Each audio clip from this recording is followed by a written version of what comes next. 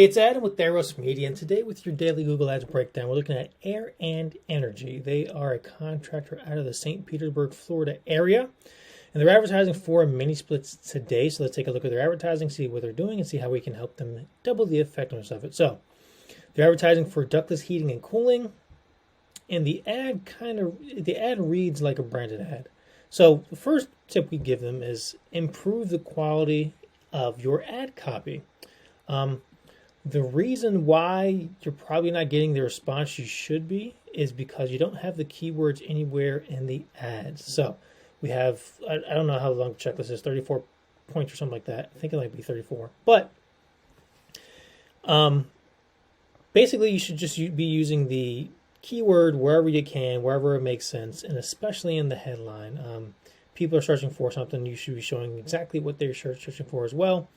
Then you're showing that to the landing page here. It doesn't even talk about ductless on the landing page. So tip number 2 is improve the landing page. You should actually have a dedicated landing page. They are looking for air conditioning typically when they're looking for ductless, but you shouldn't be. You should have ductless on the landing page. Now, the ad and heating, cooling. So the ad, maybe you meant to be bidding on air conditioning and this came up, heating and cooling. So maybe you need to sculpt the keywords that you're searching for, that sculpt the search term that you're bidding on. I would only need to know that by looking at the ad account, but it looks like that might be the case here. Typically, that's the case for a lot of contractors. In the landing page, the stat is the average landing page has a 500% better conversion rate than the average website page. And then landing pages without a menu have a 100% conversion rate better than the landing pages with a menu. So you have a menu bar here. This is a landing page. So you should make this into a landing page. This goes to another website page. So if you actually have a heat mapping software put on here, something like Hotjar is free. And actually Hotjar got a lot better since the last time we had their free account. The free account has gotten a lot better. Install that and you'll see that people clicking on your ads coming to your landing pages are not converting because they're going around the website, figuring out what they can do, and then leaving. That's typically what we see. We see the conversion rate jump a lot of times somewhere like 800% or so versus what you're doing on your regular website page just by taking out the menu bar and having a landing page that's actually dedicated to what you're actually bidding on. So that is that. You are running a branded campaign, which is great. We'd highly recommend that, especially for contractors. You don't really have that many keywords in your brand name that are biddable for other contractors. So let's see if there's other ads here. Nope, there aren't other ads here, but there typically will be one or two contractors that have, a broad match term that isn't directed like, a lot of these terms in here, you'll see other contractors in your area. Air conditioning repair, air conditioning doesn't say anything about ductless. So you'll see a lot of that a lot of times and they're bidding on your terms. So a branded campaign's ideal for most contractors actually. And you're doing that here, so that's great for you. Your Google homepage looks great. I'm a little concerned about the Yelp reviews. You can't really curate those like you can Facebook and Google. You can't really curate Angie's List reviews, so that's, a mixed bag.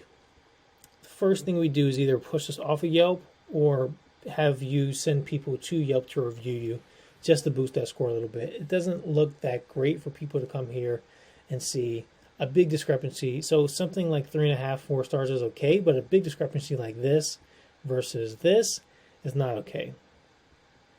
I think people are getting wise to only publishing 5-star reviews. So if you see a contractor with 500 5-star reviews, that's something different than a contractor with 20 reviews, all 5 stars, because they're curating a small portion of their customers to get them reviews. So people are getting wise to that, I believe.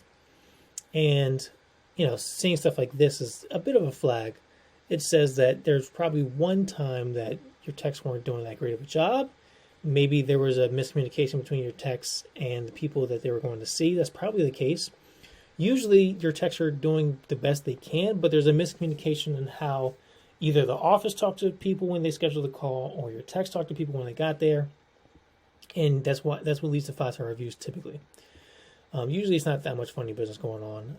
Most contractors are great. Your Facebook page looks great. You're updating it every couple of days, which is okay. Usually, we typically update it once every 2 weeks, but you're updating it once every couple of days, which is good. You're not running any advertising. That's not a bad thing.